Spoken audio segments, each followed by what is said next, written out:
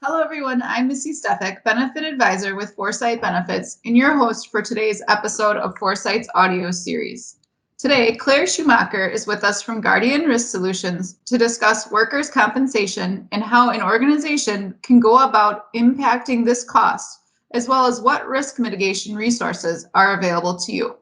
Clare, thank you for taking the time to chat with us today. Would you like to introduce yourself?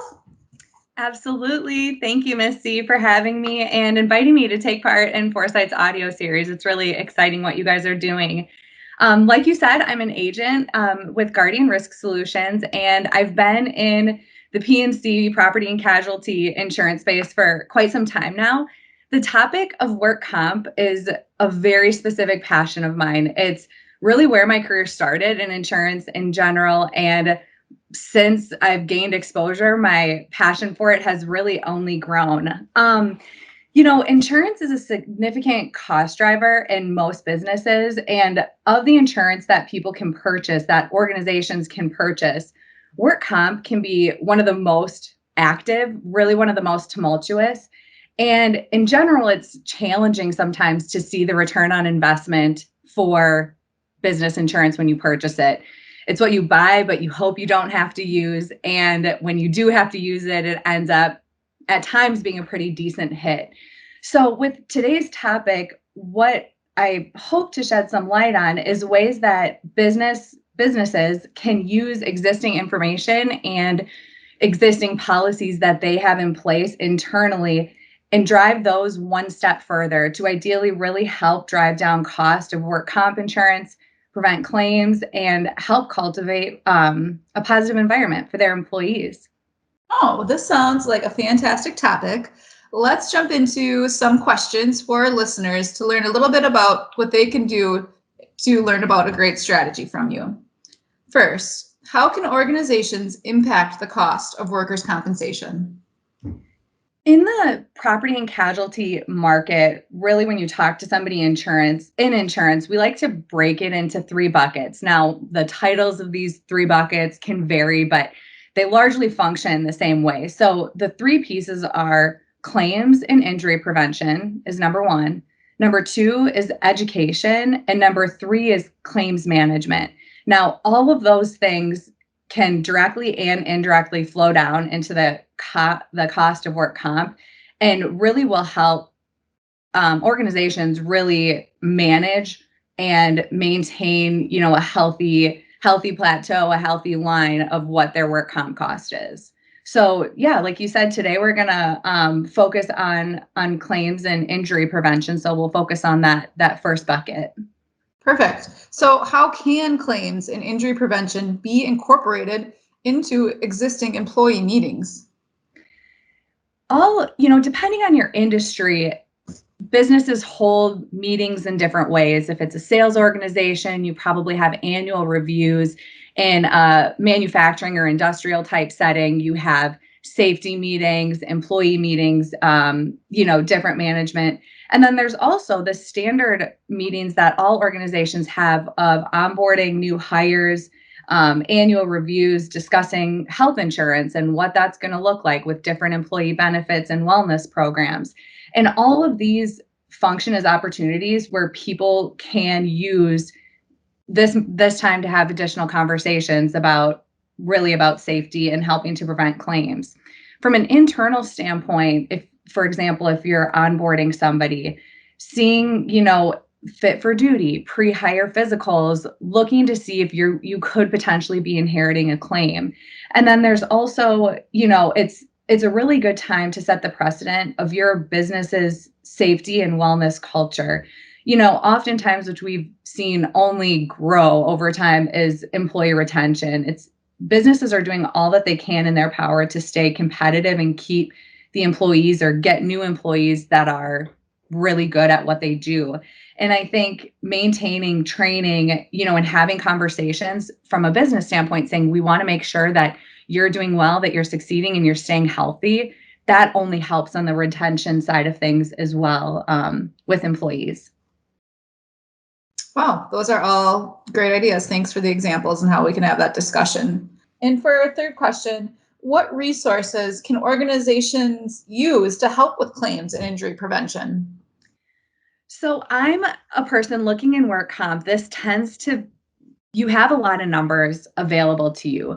And whether it's required by OSHA, whether it's just internal policies, oftentimes, or even just in your keeping track of employees and what's happening there, most organizations keep records tracking injuries. And my question would be, how frequently are those records and those stats visited? Has a practice been set, to look back and say over the past 5 years, where have we seen claims or where have there been some close calls?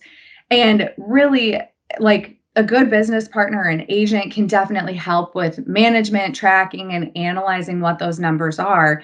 If you look to do it internally, you should have record of where these things can fall. And really what I would recommend that would directly impact cost is to look at, if there have been severe claims, where did they happen? Are they a one-off, or are you seeing some trends? Or is there more of a frequency issue? And if you're looking, saying, okay, this department, this shift, this job area, or it could even fall into categories of, oh, new hires in this department. For whatever reason, over the past 5 years, we've tend to see some more claims there. So those are the different ways that you can use your existing records to track that. And then the other piece that I would say is, if you're in one of those lucky few organizations that don't tend to have a lot of claims, this is a great opportunity again to kind of circle back with your employees, talk to people in those meetings that we just previously discussed and say, do you feel like you're getting trained? Do you feel comfortable on the machine that you're doing, that you're working on? What can we do better? And really focus on kind of utilizing both of those segments to help prevent claims and prevent injury for these employees. You can kind of go back and forth with each of those steps. Perfect. Thank you for those ideas. Lastly, who can businesses go to for additional tools to help prevent claims and employee injury? There's a lot of tools out there, and I think we've all found through technology that the world is somewhat flat. A lot of things are at your fingertips. So, if it can fall into two buckets, if it's something that you hope to handle on your own internally with existing personnel, there are resources available to you there. And then on the flip side, if you think, this might be best delivered by a third party, or, I would prefer to have someone in a different area of expertise come in and speak to this group of people or deliver this message, there are resources available to you there as well. So in terms of what you can use internally, I would say to really go to most carriers' websites. If you look at your workers' compensation carrier, they should keep it pretty easily laid out to say, okay, here are some safety or claims resources for you. Looking in your industry section of kind of where businesses fall and being able to say, okay, an insurance carrier is recommending these types of conversations, this type of prevention, loss control, and safety. And if you look at those pieces, that should give you a good track to kind of propel through and see, okay, here are some things that we can implement. The second thing would be, technology, like I said, in general, looking online, finding claims trends in your industry and seeing if there have been similar businesses who have implemented practices that you think you could move and implement as a part of your own business and a part of your practice. As moving kind of to the secondary portion of maybe going to a third party, really, this is where we can see a lot of agencies differentiate themselves. It's using people who have area expertise in this field and going out and asking them for help. They can work with carriers, with the Compensation Rating Bureau, and they have relationships with a lot of these big players in the space that know and understand specifically how certain preventative measures directly impact your cost. And I think using those third parties is really a wonderful thing to do. And then in addition to that, I would say that the messages and the way that you approach this in your operation, it sometimes seems a little bit secondary. Oftentimes it'll look to say, well, we monitor our claims and we talk to our employees. And when it comes to these resources, it helps you take a little bit more deliberate of a step or a little bit more deliberate of an approach to help reflect your passion for making sure that employees are staying safe, and then also reflect some more specific numbers that I think can help you internally track how this is going to drive your costs and see a little bit of that return. Wow. Well, that was actually our last question that we had for today. Thank you so much. Is there anything else that you'd like to add before we end the conversation? I know I'm kind of a nerd when it comes to work comp. It's something that I really like, and not everybody has the same passion.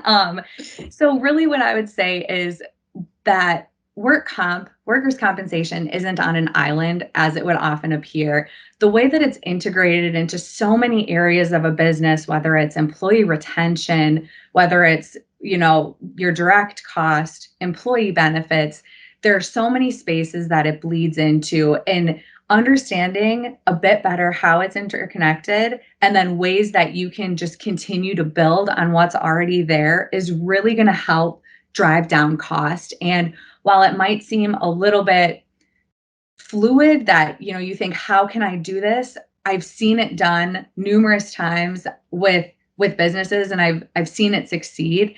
I think having the initiatives of a fit your culture about wellness and safety, and then buy-in from everybody who's involved in the organization really is the best recipe for success. Well, thank you. Thank you so much for your expertise. And thank you, everybody, for listening in.